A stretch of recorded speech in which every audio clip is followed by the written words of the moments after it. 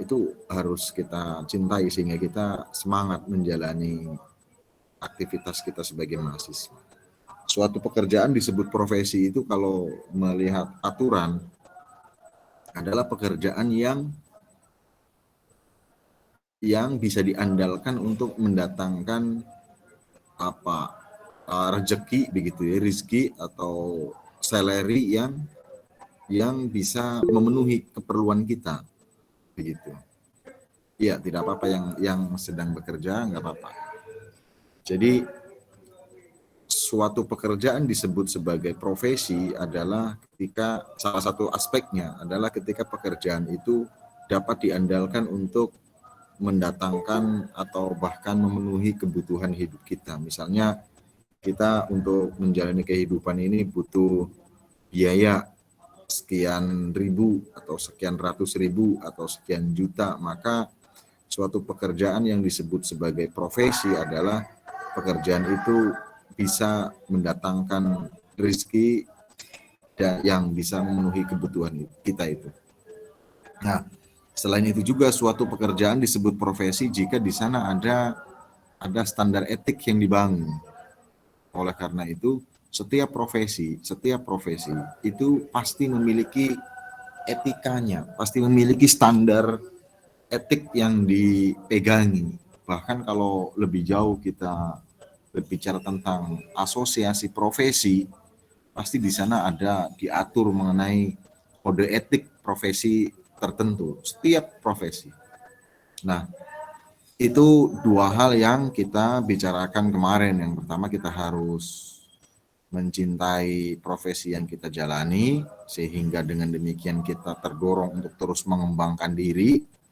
Yang kedua, bahwa suatu pekerjaan disebut sebagai profesi adalah ketika pekerjaan yang kita kerjakan itu mendatangkan rezeki yang bisa memenuhi kebutuhan hidup kita, kira-kira begitu. Itu dalam artian ini ya, dalam tanda kutip nih, sekuler begitu. Nah, kita di Istimik Antarabangsa, di Darul Quran secara umum, itu selalu menyampaikan bahwa suatu aktivitas, suatu kegiatan, suatu pekerjaan tidak boleh selalu diukur dengan return yang akan kita peroleh saat ini. Tidak elok atau kurang elok kalau suatu pekerjaan yang kita kerjakan, suatu aktivitas yang kita kerjakan, itu selalu kita ukur lebih dahulu efek baliknya kepada kita. Kenapa? Karena kita yang ada di lingkungan institusi pendidikan Islam, di Istimik Antarbangsa, di Darul Quran, itu selalu harus mengedepankan aspek-aspek yang tidak semata-mata urusan misalnya gaji atau salary atau return yang kita peroleh, tidak semata-mata itu, tetapi di sana ada aspek kebermanfaatan diri kita, ada aspek kebermanfaatan ilmu yang kita miliki, ada aspek pengkhidmatan kita kepada sesama, ada aspek kita memiliki kebermanfaatan untuk orang lain, sehingga suatu pekerjaan tidak boleh hanya kita ukur dengan apakah pekerjaan itu mendatangkan keuntungan secara materi gitu, secara finansial bagi kita atau tidak. Sehingga kalau tadi artian profesi yang demikian itu memang di aturan-aturan negara itu seperti itu. Tapi tadi kita agaknya perlu melengkapinya dengan mengatakan bahwa aktivitas yang kita kerjakan menjadi apapun kita saat ini, menjadi apapun kita saat ini, berprofesi sebagai apapun kita hari ini, memiliki tugas dan fungsi apapun kita sekarang, itu seyogianya jangan hanya diukur dari apakah pekerjaan itu mendatangkan keuntungan finansial atau tidak bagi kita, begitu. Tapi ukur juga bahwa di sana banyak aspek lain. Ada aspek yang tadi yang bisa memenuhi kebutuhan rohani kita, bisa memenuhi banyak hal dari sekadar keuntungan finansial. Oleh karena itu, saya akan menyampaikan bahwa sulit untuk tidak mencintai aktivitas yang sedang kita jalani saat ini. Kenapa sulit? Karena hampir tidak ada alasan bagi kita untuk tidak mencintai kegiatan atau profesi yang kita jalani. Pertama apa? Kita artinya dengan profesi yang ada saat ini, itu artinya kita sedang diberi kesempatan oleh Tuhan, oleh orang-orang lain, yang dengan kesempatan itu lalu kita bisa aktualisasi diri, bisa menebarkan kebermanfaatan diri kita, bisa memastikan bahwa diri kita itu memiliki fungsi, memiliki manfaat untuk orang lain. Itu saja sudah luar biasa. Lalu pertanyaan selanjutnya adalah, apakah lalu kalau kita puas dengan posisi kita hari ini, kita tidak boleh memiliki cita-cita, bahkan apakah kita tidak boleh punya ambisi ke depan? Nah, tentu saja boleh. Bahkan kita harus punya impian, kita harus punya cita-cita, kita harus punya ambisi untuk menjadi lebih baik ke depan. Tentu saja ambisi dalam maknanya yang baik ya. Bagaimana implementasinya? Bagaimana cara mengelola? Satu sisi kita harus mencintai profesi yang kita sekarang ada, dan bahkan harus mensyukuri profesi yang saat ini sedang kita miliki. Tapi pada saat yang sama kita juga harus memiliki obsesi, harus memiliki ambisi, harus memiliki motivasi untuk mengejar yang lebih baik. Nah, ini kemudian saya ingin menyampaikan bahwa seseorang yang memiliki obsesi, yang memiliki motivasi dan bahkan ambisi untuk mendapatkan pekerjaan yang lebih baik, jalannya hanya satu, jalan yang paling strategis adalah apa? Menjalani profesi yang hari ini ada dengan sebaik-baik mungkin. Karena ketentuannya, katakan apa ketentuannya itu ya. Saya meyakini bahwa ketika misalnya Mas Naufal yang misalnya punya aktivitas tertentu saat ini, pada satu sisi Mas Naufal diminta untuk mencintai profesinya sekarang. Di samping itu Mas Naufal juga harus mensyukuri profesi yang saat ini sedang dijalani. Nah, sementara pada saat yang sama, Mas Naufal juga mesti punya motivasi untuk lebih baik, lebih berkembang lagi, meniti karirnya lebih baik lagi, bahkan memiliki ambisi lebih baik untuk terus berkembang. Maka cara yang paling moderat, yang paling aktual adalah obsesi yang dimiliki oleh Mas Naufal, ambisi dan keinginan, cita-cita yang dimiliki oleh Mas Naufal, itu diwujudkannya melalui jalan optimalisasi diri pada hari ini, pada saat ini di profesi yang sekarang ada.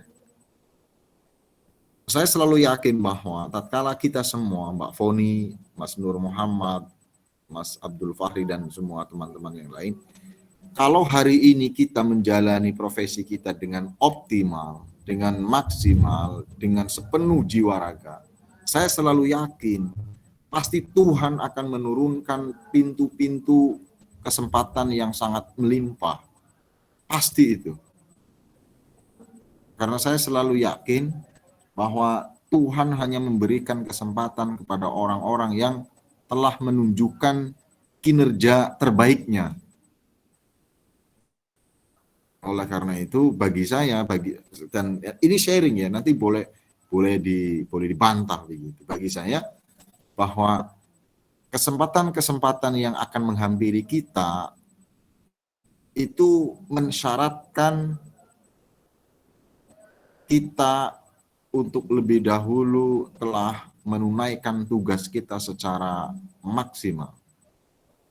Kalau misalnya Mas Dede Herman, Mas Liu Purnomo misalnya sekarang sedang memiliki aktivitas apa, sedang berprofesi sebagai apa, maka saya meyakini Dede Herman dan Liu Purnomo dan kita semua, kalau pekerjaan-pekerjaan yang ada hari ini kita tunaikan dengan maksimal, dengan penuh dedikasi, dengan penuh integritas, dengan penuh kejujuran dan performa yang maksimal, maka performa yang maksimal itulah yang akan mendatangkan pintu-pintu kesempatan yang lainnya. Oleh karena itu, saya selalu berpikir bahwa saya pribadi misalnya, atau kita semua, kita punya cita-cita, saya pengen jadi pengusaha, saya pengen jadi direktur, saya pengen jadi manajer, saya pengen jadi bos, saya pengen jadi apapun itu, maka ternyata cita-cita sebesar apapun yang kita miliki itu mensyaratkan kinerja optimal kita pada hari ini. Iya.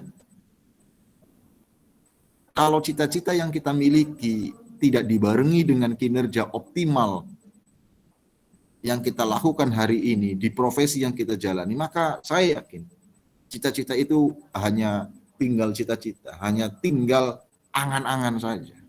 Oleh karena itu, sekali lagi saya ingin menyampaikan bahwa setelah kemarin kita sharing bahwa kita perlu mencintai profesi yang kita miliki, kemudian optimal mengerjakannya, maka dua hal itu saya meyakini akan menimbulkan efek produktivitas kinerja kita yang semakin baik. Dan kalau kita sudah menunjukkan hal itu, maka saya juga meyakini kesempatan-kesempatan yang lebih baik akan bertubi-tubi menghampiri kita. Apapun jenisnya. Apakah misalnya mendapat kesempatan yang lebih baik di lain tempat, ataupun juga mendapat kesempatan lebih baik di tempat yang sama, tetapi lebih baik begitu. Oleh karena itu, pada akhirnya seseorang yang mampu melakukan itu semua, yang mencintai profesinya, yang mau terus-menerus mengembangkan kompetensinya, yang mau optimal di dalam bekerja begitu, performa kinerjanya semakin baik sehingga mendatangkan banyak kesempatan, maka kondisi seperti itu biasanya hanya dimiliki oleh orang-orang yang memang dari dalam dirinya ingin berkembang, ingin belajar, ingin terus-menerus ingin terus-menerus mengembangkan diri. Orang yang mengembangkan diri itu artinya orang yang tahan banting begitu. Tahan banting itu ada tantangan, dia tidak mudah patah, dia tidak mudah mengeluh. Saya ingin sekali menyampaikan pesan kita sebagai pelajar, sebagai kaum profesional atau calon kaum profesional, saya ingin berpesan tolong hindari keluhan-keluhan tatkala kita sedang menunaikan tugas dan fungsi kita dimanapun kita berada. Karena keluhan itu muncul, seseorang yang mengeluh atau misalnya saya mengeluh, itu kan sama saja artinya dengan saya menyatakan bahwa saya tidak bisa. Nah, kalau saya menyatakan diri saya tidak bisa, maka karuan saja kalau kemudian saya tidak akan berkembang. Karena saya sudah seolah-olah sudah mendeklar bahwa saya tidak bisa sehingga saya mengeluh. Oleh karena itu, hindari mengeluh. Apalagi mengeluh kepada orang lain, kita merasa tugasnya berat dan lain sebagainya. Karena bagaimana caranya agar tidak mengeluh? lakukan saja semaksimal mungkin. Kalau kita sudah maksimal bahwa hasilnya belum sebagaimana yang kita inginkan, ya sudah, tidak ada masalah bagi saya. Saya selalu menyampaikan ke teman-teman saya bahwa yang bisa kita lakukan, ya kita lakukan semaksimal mungkin. Adapun hasilnya, ya kan kita nggak tahu. Yang penting kita maksimal. Problem kita kan kadang belum berusaha maksimal, tetapi sudah pasang pagar bahwa wah ini kayaknya berat ini kayaknya lama ini bakal butuh waktu lama ini bakal butuh kos besar ini. Ya sudah kita jalani saja. Bahwa nanti di dalam perjalanannya itu membutuhkan A, B, C, D dan sebagainya, ya ya kita tinggal didiskusikan saja dengan orang yang terkait begitu kira-kira. Ini jadi hari ini saya ingin memberikan satu kata kunci bahwa setelah kita mencintai profesi kita, kemudian kita terdorong untuk mengembangkan kompetensi atau kemampuan kita, maka yang ketiga adalah tunaikan apapun yang menjadi tugas kita secara maksimal. Dan kita yakini saja hasilnya pasti baik, hasilnya pasti yang terbaik. Nah, jadi kita cintai profesi kita, kembangkan kompetensi kita di bidang yang sedang kita jalani, dan berikutnya kita dedikasikan keseluruhannya itu untuk kebaikan begitu ya. Nah, kemudian yang ingin saya ulangi, kemarin juga sudah kita diskusikan bahwa tolong pastikan setiap teman-teman khususnya nih, calon profesional di bidang IT begitu, tolong pastikan kita memiliki kompetensi yang jelas. Kalau kita ditanya misalnya, Mbak Foni, apa kompetensi utama yang Anda miliki? Mas Nur Wahid, apa kompetensi yang menjadi unggulan Anda? Mas Nur Muhammad demikian juga. Kalau kita diajukan pertanyaan itu kepada kita, kompetensi apa yang menjadi keunggulan kita? Kita harus mampu menjawabnya itu. Sebenarnya apa sih kompetensi utama, kompetensi yang saya pribadi merasa unggul di sana. Nah, itu kita harus membaca diri. Kompetensi saya di bidang A dengan indikasi bahwa saya mampu A, B, C, D dan lain sebagainya. Dulu kita pernah sampaikan, kemarin kita pernah sampaikan bahwa kompetensi itu meliputi 3 aspek. Ada aspek pengetahuannya, knowledge, ada aspek keterampilannya, skill, dan ada aspek attitude atau sikap. Oleh karena itu, nanti di penghujung perkuliahan kita nanti, saya akan memberi challenge, memberi tugas, katakan begitu umumnya tugas, bagi teman-teman untuk membuat CV, kurikulum vitae yang dalam tanda kutip yang marketable begitu, yang bagus, yang tidak mainstream begitu, yang tidak hanya nama, alamat, pendidikan formal, non formal dan lain sebagainya. Tidak melulu itu, tapi bagaimana keterampilan teman-teman di dalam menuliskan kurikulum vitae teman-teman agar pembaca itu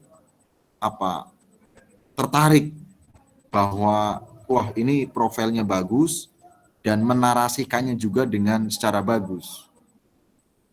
Dan termasuk di dalamnya tentu saja core kompetensinya apa dan pengalamannya apa, tapi tidak kaku gitu menuangkannya di dalam CV itu, tidak kaku. Ini kan butuh referensi, butuh keterampilan untuk menuliskan hal itu. Nah, kaitannya nanti dengan kelas bahasa Indonesia kita. Saya mohon maaf, pekan kemarin itu Kamis ini lagi ada rapat persiapan akreditasi di kampus sehingga harus di cancel. Sebenarnya saya dan teman-teman dosen ada di kampus semua itu. Nanti saya coba beri panduan tugasnya untuk kuliah etika profesi ini, berupa saya ingin membaca dari, misalnya ini ada 13 orang, ketika menuliskan CV masing-masing itu seberapa terampil teman-teman. Karena apa ya, sosok kita itu ketika mau mengajukan suatu aplikasi tertentu, itu ditampilkan lewat satu lembar yang namanya CV itu.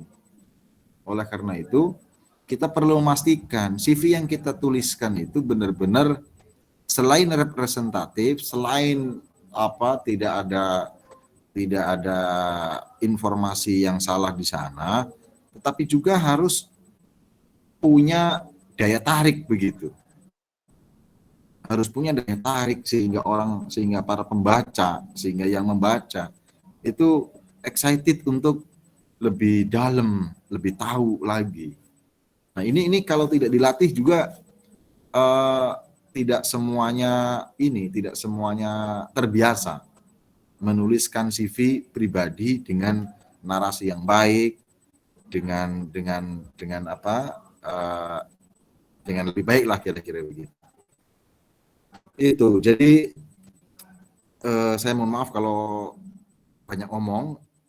Yang kalau saya simpulkan bahwa mari di dalam mengukur aktivitas yang kita kerjakan, mohon tidak hanya mengukurnya dengan return yang kita dapatkan, tidak hanya mengukurnya dengan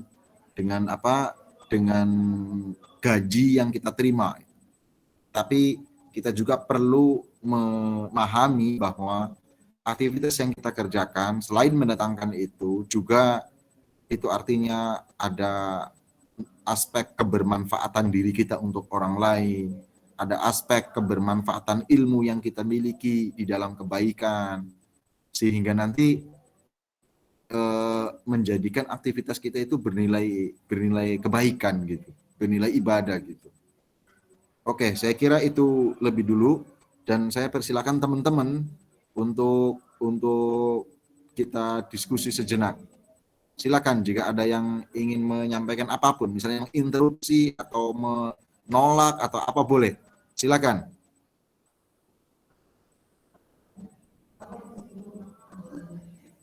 Boleh Mas Wahid, Mas Herman, Naufal, Mas Liu, boleh silakan.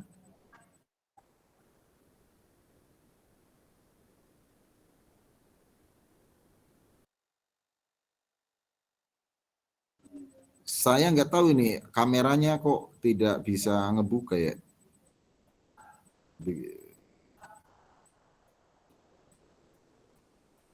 Silakan teman-teman.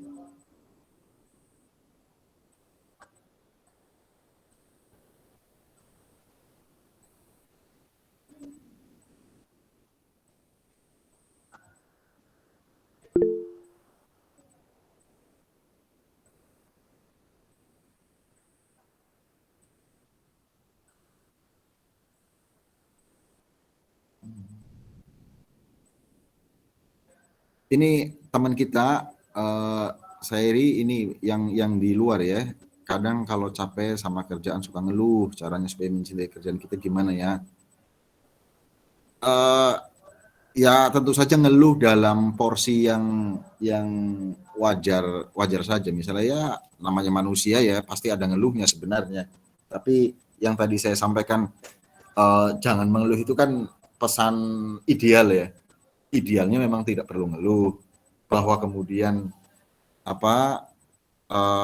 masih belum bisa menghindari ngeluh, setidak-tidaknya keluhannya itu masih dalam batas kewajaran.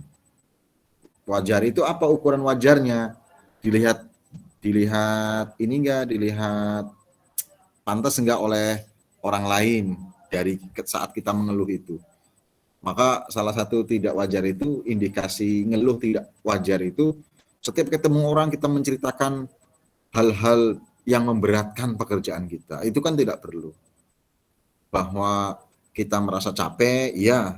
Bahwa kita kadang semangatnya naik turun, ya pasti siapapun orangnya. Selama kita manusia ya pasti fluktuatif lah ya, naik turun semangatnya dan lain sebagainya. Tetapi disitulah seninya saya kira. Seninya kita mengelola diri kita, mengelola emosi kita, mengelola motivasi kita. Saya membayangkan bahwa saya pribadi, misalnya jam sekarang masih di pesantren ya, masih di sekolahan, masih di kampus. Nanti pulang kadang malam, ya pasti capek. Tapi ketika pikiran kita mengatakan bahwa saya capek, saya lelah, sementara ini misal ya, kita capek berangkat pagi, pulang sore, bahkan kadang pulang malam, sementara badan fisik capek, psikologis juga kadang terkena efeknya, kemudian mohon maaf misalnya gaji yang kita terima juga tidak seperti yang kita harapkan. Pasti kan pikiran-pikiran itu ada di benak kita itu pasti. Nah, ketika pikiran-pikiran itu muncul di kepala kita, maka kita juga harus datangkan ke kita harus mendatangkan pikiran yang lain. Apa misalnya? Ya Allah, ternyata ketika saya pulang kerja sampai malam kemudian merasa capek, itu artinya apa? Itu artinya diri kita itu bermanfaat. Paling tidak saya kadang begitu. Misalnya saya pulang nanti malam jam 8. Ya pasti namanya manusia, kita punya fisik, kita punya emosi, ya pasti capek fisiknya kan ya. Kemudian kadang ada clash dengan teman, juga pasti ya secara emosi kena juga. Tetapi mari kita cepat-cepat munculkan pikiran yang bisa mengcounter itu. Apa?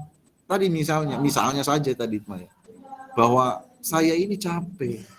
Tetapi kalau saya capek sebab aktivitas yang baik, itu artinya sebenarnya saya ada manfaatnya. Saya memiliki manfaat.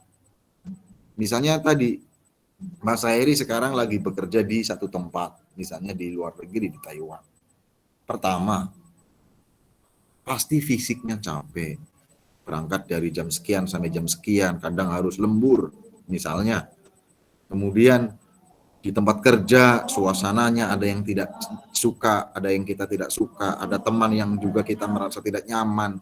Nanti psikisnya juga kena, mentalnya juga kadang kena begitu. Ya pasti itu manusia.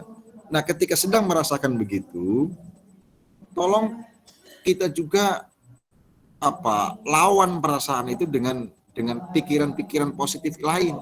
Apa misalnya? Dengan saya menjalani aktivitas seperti ini, maka saya menjadi pribadi yang mandiri. Saya tidak merepotkan orang sekitar saya. Saya tidak merepotkan, misalnya tidak merepotkan orang tua saya, tidak meminta ke orang lain.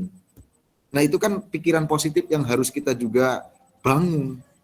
Sehingga di saat hal-hal yang narasinya bisa membuat kita down, maka saat itu kita juga harus segera mendatangkan pikiran-pikiran positif.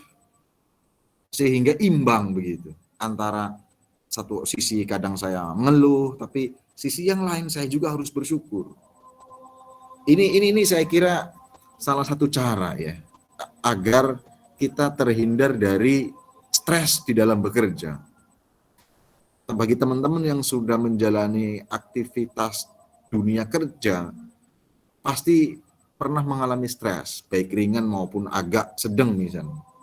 Dan itu manusiawi, natural sekali, siapapun kita, siapapun Anda, pasti pernah merasakan itu. Bahkan yang misalnya teman-teman menggeluti aktivitas sebagai entrepreneur begitu, pengusaha misalnya, ya pasti ada dinamikanya sendiri yang di sana kemudian kita merasa tertekan, dan itu normal itu pertanda bahwa kita sedang menjalani kehidupan secara normal. Kita ada stresnya, kita ada senangnya, kita ada tertekannya, kita ada slow, ada santainya, dan lain sebagainya.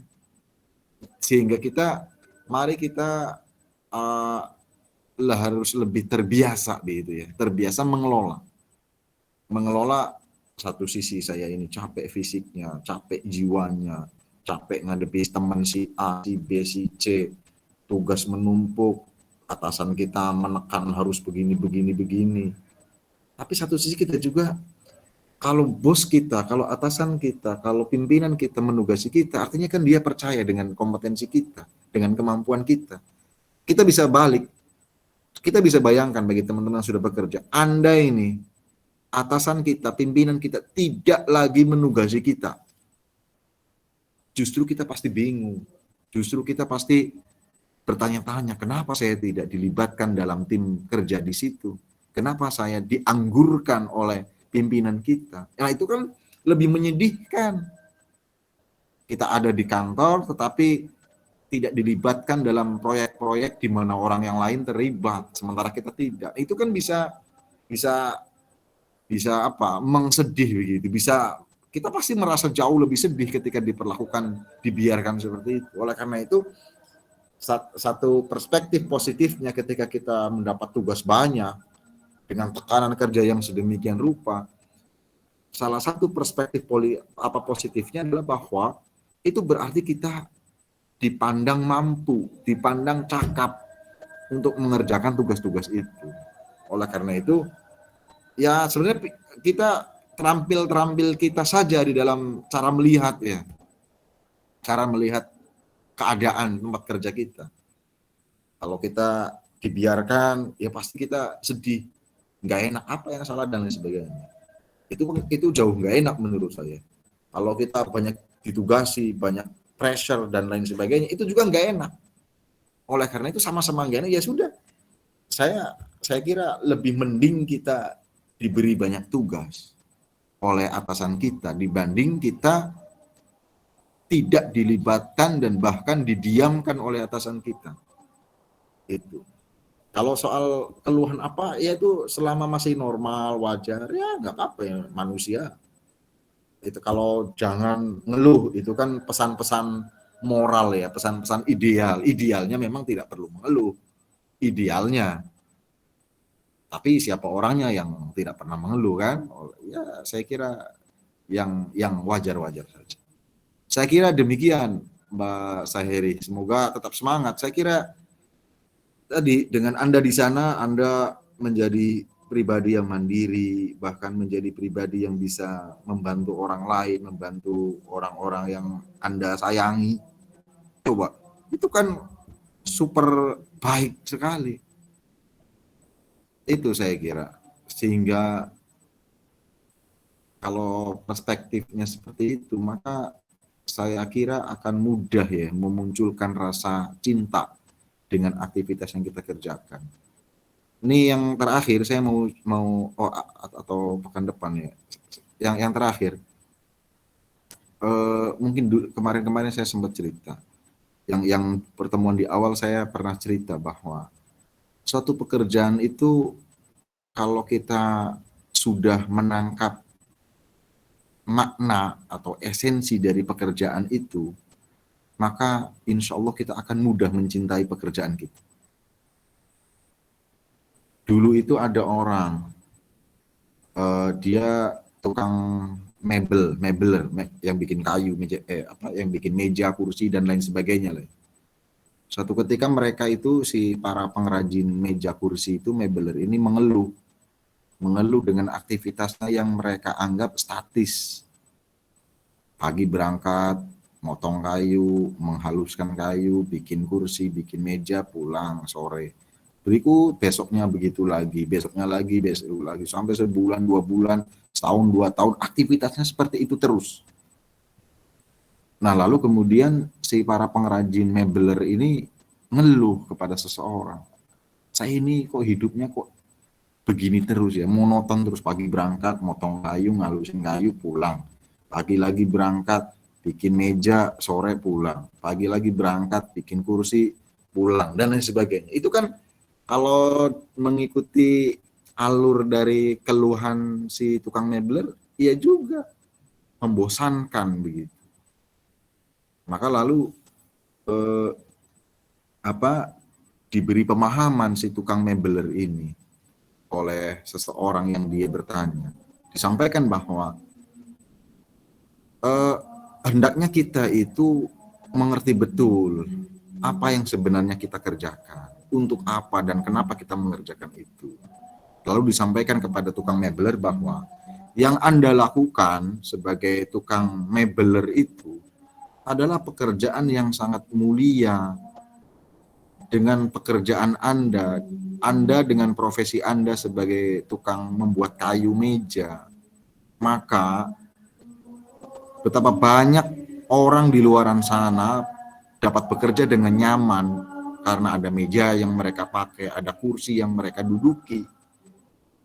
Andai tidak ada bantuan tangan Anda yang membuat meja dan kursi dengan terampil, maka pasti mereka tidak memiliki kenyamanan di dalam beraktivitas. Nah, ringkas cerita, si tukang mebel ini seolah-olah baru menyadari bahwa sebenarnya pekerjaan yang dia jalani adalah pekerjaan yang sangat mulia. Pekerjaan yang dengannya orang-orang lain itu bisa mendapatkan kenyamanan di dalam beraktivitas. Nah, itu kan aspek apa? Aspek yang selama ini tidak dipahami atau tidak dilihat oleh si tukang mebeler itu. Tukang mebeler nganggapnya dia hanya berangkat pagi, motong kayu, ngalusin kayu, sore pulang. Berangkat pagi, bikin kursi, sore pulang.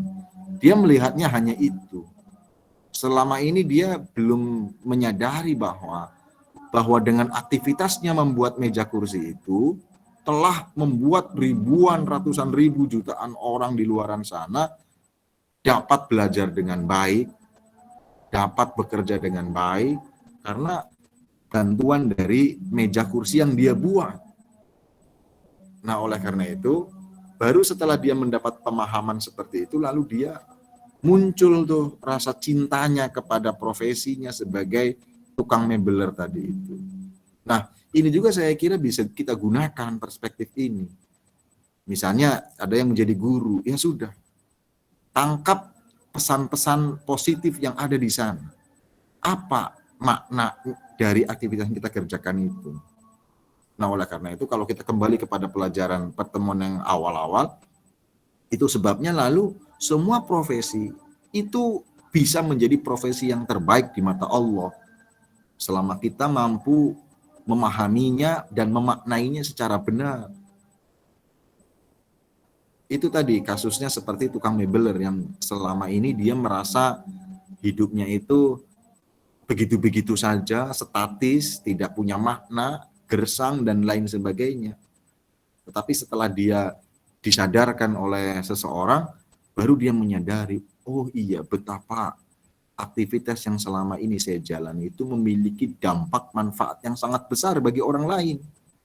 Nah, ketika itulah dia kemudian mencintai profesinya dan bekerja dengan lebih baik, penuh dedikasi, kinerjanya semakin baik, produktivitasnya semakin baik, dan sebagainya. Oleh karena itu mungkin salah satu cara agar kita pelan-pelan mencintai profesi yang kita jalani. Karena pada akhirnya ternyata bukan melulu soal uang yang harus kita kumpulkan dari profesi kita, tetapi tadi ya, ke kebahagiaan, kepuasan batin kita. Begitu kira-kira. Apa ada lagi? Mohon maaf kalau tidak sesuai yang diharapkan jawabannya. Apa ada yang ingin disampaikan lagi teman-teman? Silakan.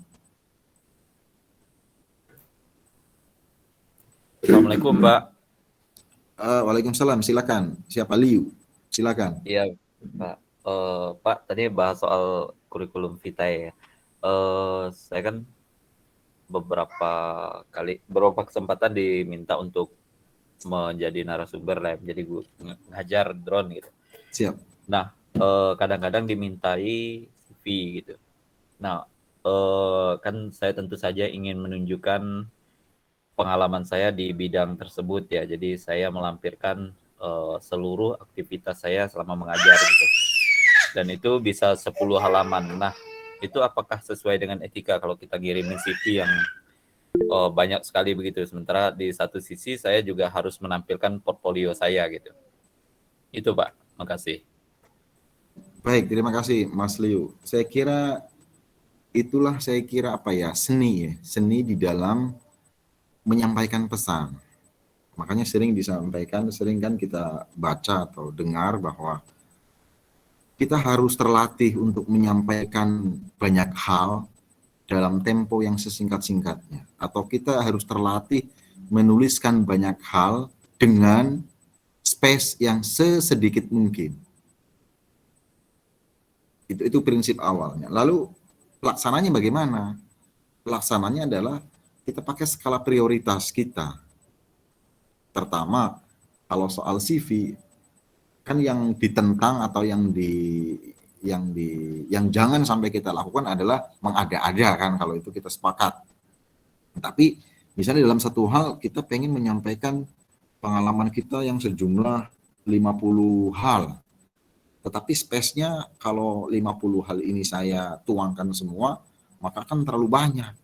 Nanti pembaca boleh jadi akan mau tidak mau karena kebanyakan kan, misalnya karena harus sekian lembar, itu kan nanti nggak fokus bacanya. Oleh karena itu bisa juga dengan yang pertama kita bikin prioritas bahwa yang paling penting untuk saya tampilkan di dalam CV di event ini apa? Yang paling relate gitu ya dengan event ini adalah pengalaman saya yang mana saja dari 50 pengalaman itu. Oh, misalnya nih, dari 50 pengalaman yang pernah saya lakukan, untuk keperluan event ini, maka hanya 10 pengalaman saja yang menonjol atau yang sangat relate dengan event tersebut. Bagaimana 40 pengalaman kita yang lainnya itu bisa dengan menggunakan narasi yang kita singkat. Misalnya, saya kira nanti teknisnya bisa mudah sebenarnya. Misalnya kita ingin menyampaikan kita punya pengalaman A, B, C, D, E, F, G 1 sampai 40 misalnya. Lalu space-nya tidak memungkinkan kalau keseluruhan 40 pengalaman itu kita tuangkan misalnya. Maka ya sudah, dari 40 atau dari 50 itu mana yang paling relate dan yang paling kita banggakan.